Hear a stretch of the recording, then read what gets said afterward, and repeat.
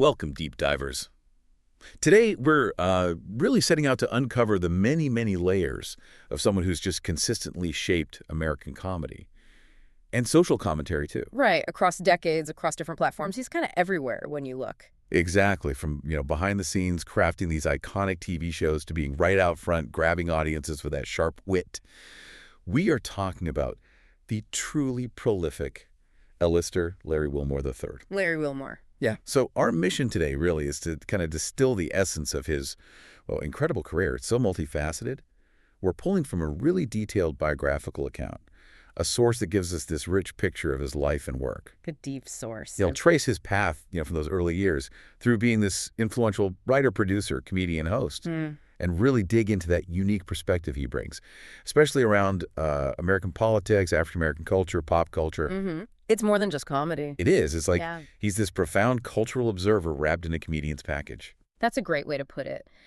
And what makes his career so compelling, and what we really want to get into today, is just how he takes all these different experiences, personal, professional, cultural, all of it, and synthesizes them into stuff that's like genuinely hilarious, but also really insightful. Yeah. We're not just going to list his resume, Right. We need to look beyond that public face, understand the currents underneath, the themes that keep popping up in his, very long career, peeling back the layers, sort of. To get at that core comedic philosophy. Exactly. What makes him tick, comedically speaking. And for you, listening in, think of this deep dive as kind of a shortcut.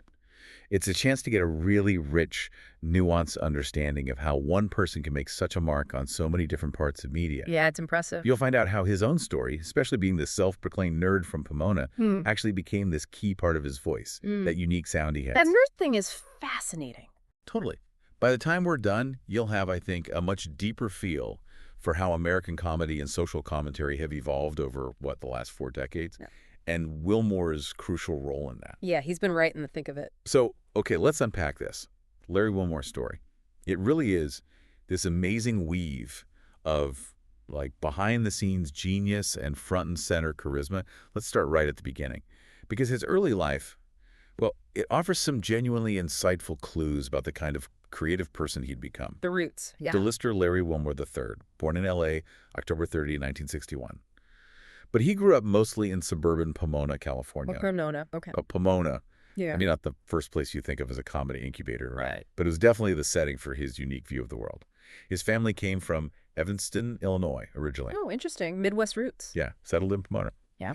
And he was raised Catholic, the third of 6 kids. 6 kids, wow. Can you imagine the daily life in that house? It's like a constant masterclass in watching people negotiating. Oh, absolutely. And growing up Catholic, one of 6, you can really see how that kind of environment just sharpens your observation skills. You're constantly navigating people, right? Totally. Subtle cues, the sort of moral frameworks, the cultural stuff that shapes a community. It often makes people really good at seeing the humor and maybe the hypocrisy in everyday life. Which is fuel for a comedian. Exactly. Vital fuel for a comedian, a satirist. It probably gave him this really rich inner world to draw from for his specific kind of humor, the kind that often looks at, how people interact, the unspoken rules. That foundation, that cultural background. You think that's key to how he understands cultural dynamics later? I think it has to be. That communal, culturally specific upbringing, it feels like the bedrock for the nuanced way he'd later weave culture into his comedy. And speaking of nuance, maybe one of the most surprising things, and I think really important for you listening, is his whole self-proclaimed nerd identity as a kid. Right. Not the usual comic origin story. Not at all. He wasn't just kind of interested in brainy stuff. He was deep into science, magic, sci-fi, fantasy. So like full-on geek culture. Totally. You got to picture this. The guy who'd become the senior black correspondent, challenging ideas about race and power, spending his childhood casting imaginary spells or exploring alien worlds in his head. It really messes with your expectations, doesn't it? It absolutely does. It just shows the complexity there right from the start. And that nerd thing, it isn't just a fun fact. It's actually pretty pivotal in shaping his comedic voice. He talked about this himself, I think it was on NPR. Oh, yeah? Yeah, he described being a nerd and black. And he pointed out how traditionally the black comic figure was often expected to have this certain kind of bravado, maybe, Yeah, strength. that sort of performative masculinity. Exactly. Rooted in what society kind of expected, Wilmore embracing his intellectual, maybe more introverted nerd side. That was a real shift, a significant one. So it wasn't rejecting his identity, but expanding it. Precisely. Expanding what Black identity could look like in comedy. This figure, comfortable being smart, observational, it opened up space for different kinds of voices, different perspectives within African American comedy. More introspective, maybe. Analytical. Yeah, maybe less overtly performative humor could come forward, reflecting a wider range of experiences, Being able to critique and satirize without always needing to shout. That intellectual distance, it became like a comedic superpower for him. Like dissecting things with a scalpel instead of a hammer. That's a good analogy. The precision of a scientist applied to cultural absurdities. So after that intellectually packed childhood, he graduates from Damien High School in Laverne back in '79, then heads off to Cal Poly Pomona studying theater arts. So the performance bug a bit early. Clearly. But you know how it goes with creative types?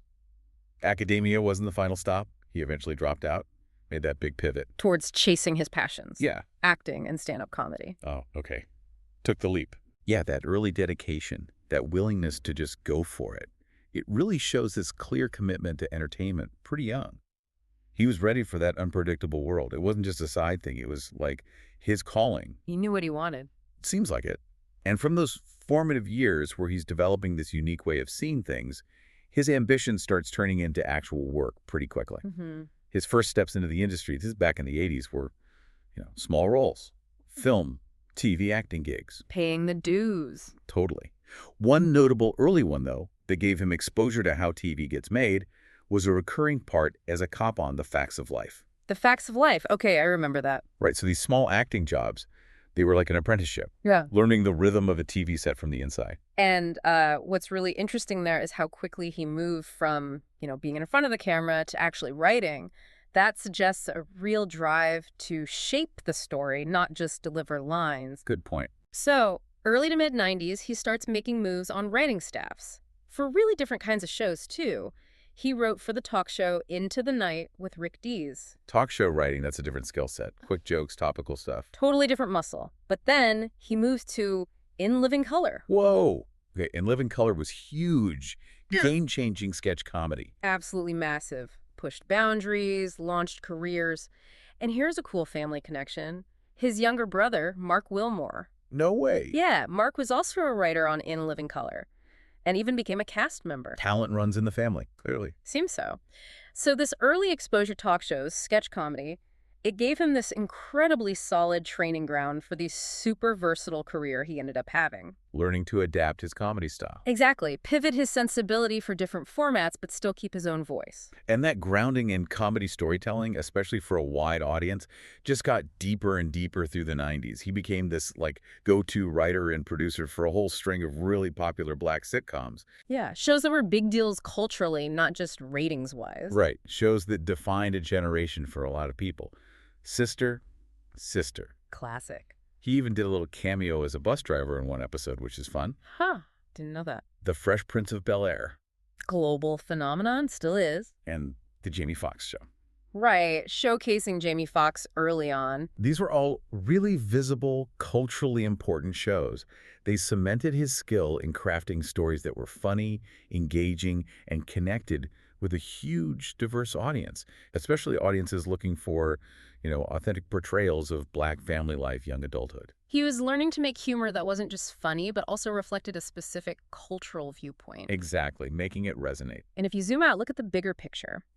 That whole period was just absolutely critical for Wilmore's development. It wasn't just about writing jokes in a vacuum. No, it was more than that. It was understanding the whole TV comedy machine. Character arcs, plot pacing, the rhythm you need to keep jokes landing across a whole season. Building those worlds. Building worlds, developing characters people cared about, landing punchlines within those established formats.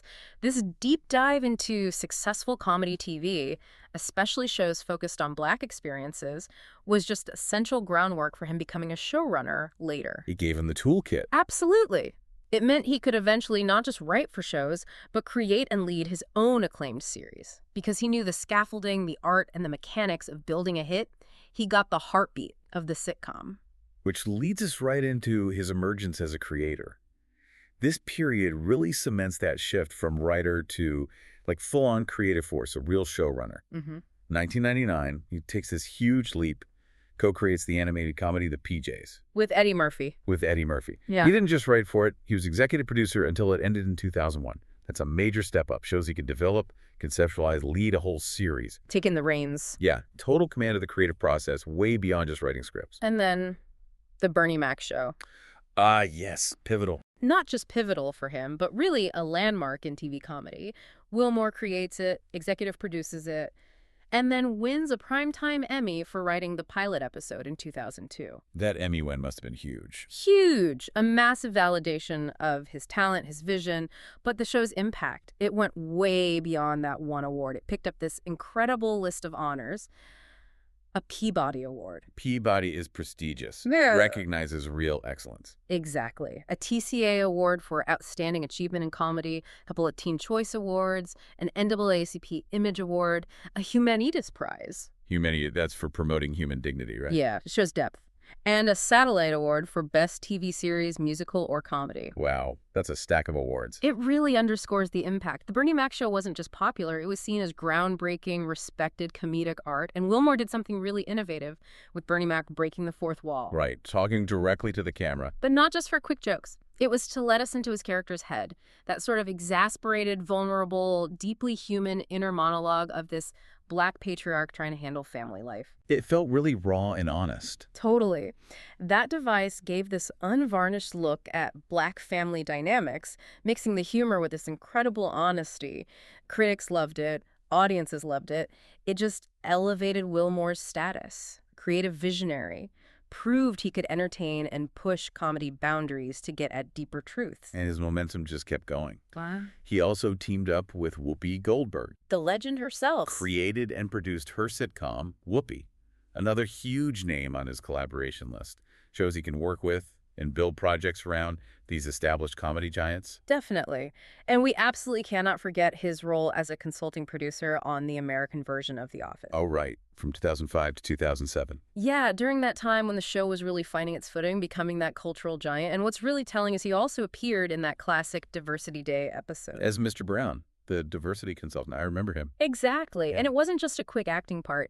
It gave the subtle but really potent glimpse into his comedic take on race and culture, even before he had his own big platforms to explore it explicitly. How so? Well, his character, Mr. Brown, has this sort of awkward sincerity that kind of satirizes how corporations handle diversity, right? But it still engages with the topic. It showed his voice, even just consulting and doing a guest spot, was already shaping that kind of sharp observational humor, that social critique that later became his signature. Cutting to the uncomfortable truth with a smile, almost. Yeah, very disarming approach. So looking back at that whole stretch, late 90s through mid-2000s, what's the big takeaway about Wilmore's career path?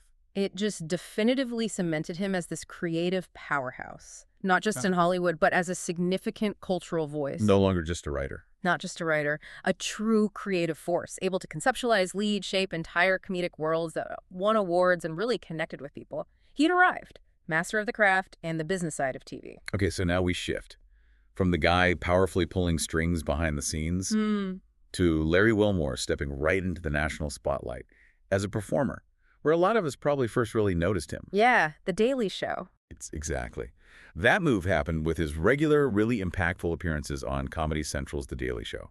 From 2006 up to 2014, he became this familiar, often beloved face doing their signature satirical news thing. It was the perfect stage for his kind of humor. Cool. And what's so great is not just that he was there, but the impact and the self-aware humor baked right into his official title. The senior Black correspondent. Right. But even that changed, didn't it? After Obama's election, it would sometimes become like the senior executive commander-in-chief who happens to be Black correspondent. Which is hilarious in itself. It is. The title alone was this brilliant piece of satire. It immediately flagged his unique perspective, right? Positioning him as the designated, maybe slightly eye-rolling voice on issues around the Black experience. But also kind of poking fun at the media. Exactly. Poking fun at how media tends to pigeonhole people based on identity. Yeah. It was clever, subversive. Right away, it signaled his whole approach to commentary, using humor to point out these deeper societal things. And his delivery was often so deadpan. That deadpan delivery was key. created this fantastic contrast with the often absurd or just plain uncomfortable truths he was laying out. And his segments weren't just general commentary. They were often really focused on humorous, but also quite piercing observations about being black in America. Yeah, tackling sensitive stuff. Yeah, he wasn't afraid, did it with wit, intelligence, often used that intellectual distance to highlight the absurdities. Like, remember that phrase he coined, "I'd rather we got casinos"? Oh, yeah, from that segment back in, what, January 2007? That's the one. And it wasn't just a throwaway line. It stuck. Became the title of his political humor book in 2009. Right, I remember that book. And Booklist described it perfectly. Called it like a faux collection of articles, essays, exploring the more ludicrous angles on race. That captures his blend of funny and sharp critique so well. Taking a specific observation and making it speak to something bigger. Exactly, making it resonate. So, this really brings up a crucial question for us. How did playing that role on The Daily Show, the senior black correspondent, set him up for the huge challenge of hosting his own late-night show? Yeah, that's a big leap. Those 8 years as a correspondent, it was like a masterclass. Developing, refining his unique voice for political and cultural satire.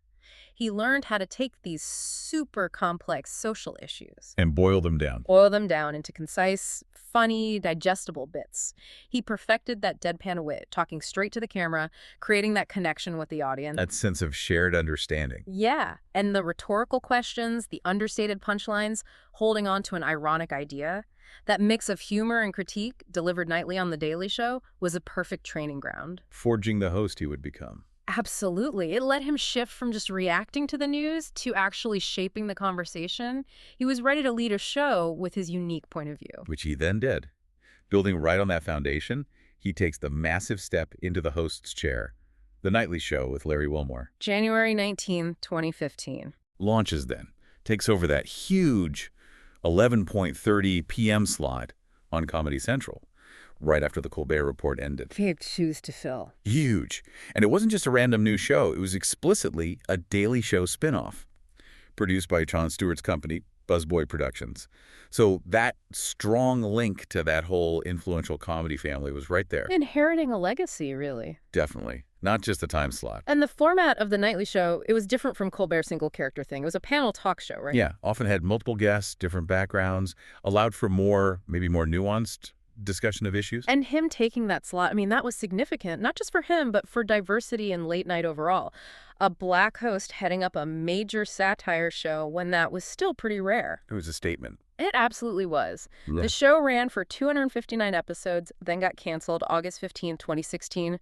Relatively short run in that tough late night world. Yeah, it's a brutal landscape. But its impact was recognized. Got nominated for 2 NAACP Image Awards in 2016, Outstanding Talk Series, Outstanding Host.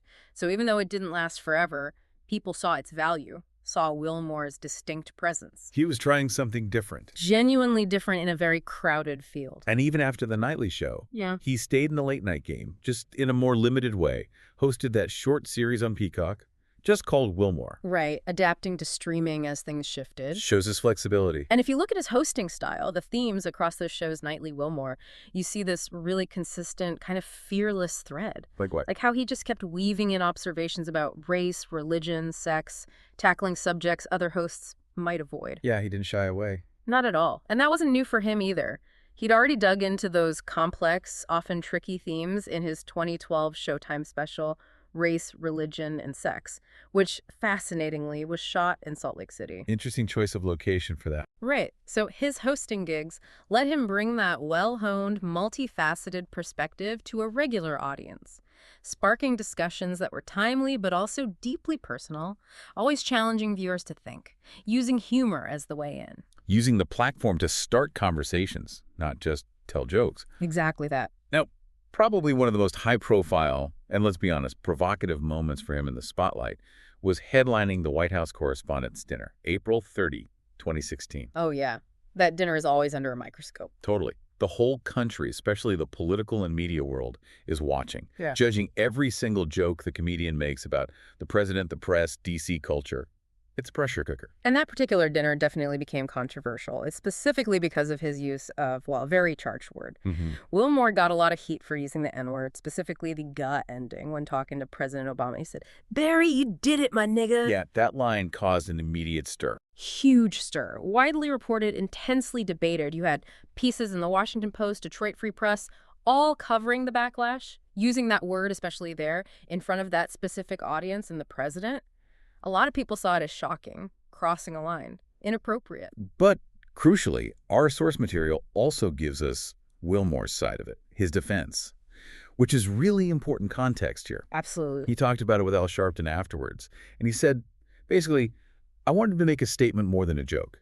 He said, I really wanted to explain the historical implications of the Obama presidency from my point of view. So not just for shock value or even just a joke, in his telling. Right. He framed it as deliberate commentary, an attempt to capture that complex mix of pride, familiarity, maybe that sense of shared achievement that many in the Black community felt about Obama's presidency, using language that, within certain contexts carries a specific kind of affectionate communal meaning. Which brings us to this incredibly complex question, doesn't it? About comedy's role in commentary, about language, boundaries, public discourse, especially in a setting like that. Yes, thorny. And without taking a stance on whether it was right or wrong, we have to consider the implications. His choice, his stated reason. Was it a calculated move to spark a difficult, maybe uncomfortable conversation about race, power, how language works? Or was it a miscalculation? Did the word itself, regardless of intent, just overshadow everything else and turn people off? Exactly. His choice, his explanation. It forces you to think about the power of words, the specific cultural context, how different people hear and interpret charged language. It really highlights how one moment in comedy can encapsulate these huge societal tensions, identity politics, debates about who gets to say what. It leaves you thinking about the complexity of that single moment. Unforgettable, really. Definitely unforgettable. A major moment in comedy history, for better or worse. So even while Larry Wilmore was stepping out front as a correspondent and host, he never really left his roots behind the camera. That influence as a producer, a co-creator, just kept going. Yeah. Shows his lasting impact on shaping TV, even after his own late-night shows ended. Still a major player behind the scenes. Totally. Like, he was an executive producer for Black-ish on ABC from 2014 to 2015. Right. Another connection to those groundbreaking shows about contemporary Black family life. Smart, funny stuff. Exactly. And that role with Blackish was really just a warm-up for another absolutely huge, really influential contribution. Co-creating, writing, and executive producing Insecure for HBO. Insecure. Debuted in 2016. Just massive. Massive. Co-created with the brilliant Issa Rae. Its impact was just immediate, profound, kind of defined a whole new wave on TV. It felt so fresh. Totally fresh. Got tons of recognition. NAACP Image Award nominations in 2017 for Outstanding Comedy Series, Outstanding Writing, MTV Movie and TV Award nom for Show of the Year. Deservedly so. It was praised everywhere for being so authentic, funny, relatable, showing the everyday lives of modern Black women dealing with careers, friends, relationships in LA.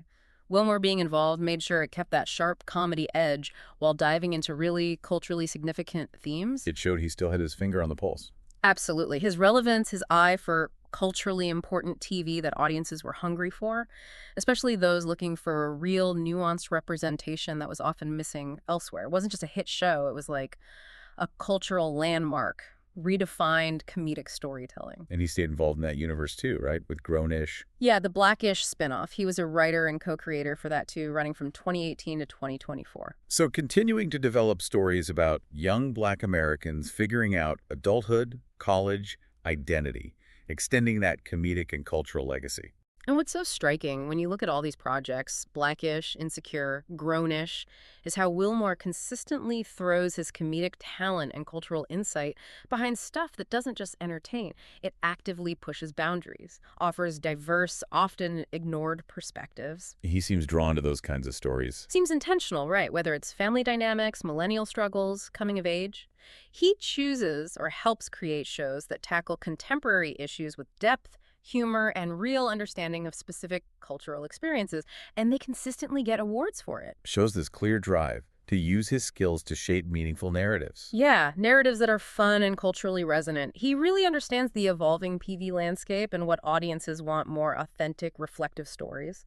And he knows how to find and nurture the talent like Issa Rae, who can tell them. So as that media landscape kept changing, shifting, Larry Wilmore, always adaptable, moves smoothly into the audio world, embraces podcasting, which was relatively new for his voice back then. Right, in May 2017. He launches his podcast, Larry Wilmore, Black on the Air, part of the Ringer network. Which was a smart move, joining an established network. Definitely. And it showed he was willing to explore these new ways to connect with people, deliver his commentary. And the podcast itself, Black on the Air, it feels like such a natural fit for him, doesn't it? The format, the content. Totally. What's the setup like? Well, he dives into current events, giving his usual nuanced take, and he does these really insightful interviews with all sorts of interesting guests.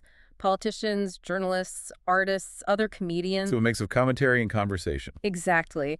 And this audio-only format gives him a kind of freedom, maybe. Freedom from TV cameras, tight time slots, the intense glare of live events. He can go deeper, have longer, more reflective conversations. More room to breathe, maybe. Yeah. And it worked. Its success was pretty immediate. Time magazine, pretty respected critics over there, they ranked it in the top 5 of their 10 best podcasts list for 2017. Wow, top 5 right out of the gate.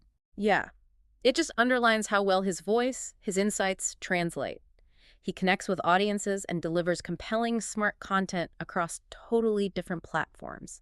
Proves his style works just as powerfully in that intimate audio space. He found another great avenue for his unique way of engaging. Definitely. Vital space. So thinking about his whole career arc, it makes sense to look at his comedic influences too. They kind of give you a window into how his own style was built. Yeah, who shaped him? Well, he's mentioned legends like Johnny Carson. Carson, the king of cool, calm delivery, master of the late-night stage. Exactly. Then there's Richard Pryor and Eddie Murphy. Oh, boundary pushers, fearless stand-up, tackling race, class, sex head-on. Change the game. Totally unvarnished honesty. And then, of course, Jon Stewart, his colleague, his mentor from The Daily Show. Stewart, yeah.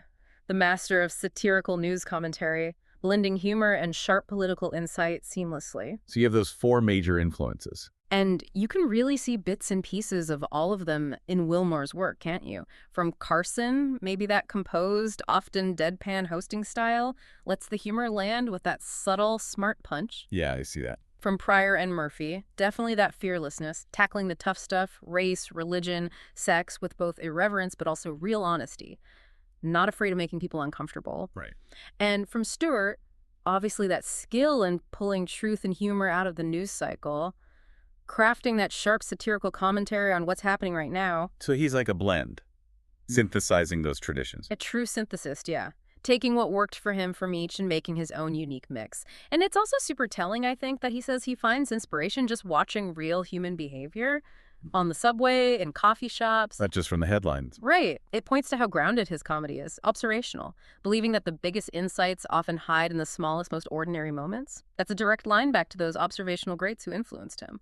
And just as a final nod to his overall impact, beyond specific shows, he got that Austin Film Festival Award in 2018 for extraordinary contribution to television. That's a big one. Lifetime achievement territory. Exactly. It shows he's recognized not just for hits, but for his sustained, deep influence on the whole medium, pushing boundaries, starting conversations for decades. A career dedicated to that. Definitely. And if we quickly touch on his personal life again, just connecting the dots, his 20-year marriage to actress Leilani Jones, they had 2 kids, John and Lauren, that provided a base during his big rise behind the scenes. Right. Then his divorce in 2015, moving from California to New York for The Nightly Show, that lines up with this very public, very demanding phase of his career.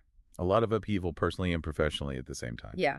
And while the sources don't spell out exactly how those personal things directly fueled his work, major life changes, divorce, moving, starting a new chapter, they often do feed an artist's work. Sure, adds layers. Adds layers of vulnerability, maybe resilience, a different perspective. Even if it's channeled indirectly into his commentary or creativity, it can add that depth, that authenticity, makes his voice even more relatable. So, okay, if we pull way back, connect all these threads, Larry Wilmore's whole career, it just shows this consistent, unbroken line of insightful, often satirical, always thought-provoking commentary. Yeah, a clear through line. Whether he's talking race, politics, pop culture, he comes at it with this distinctive voice, smart, sharp, and undeniably funny.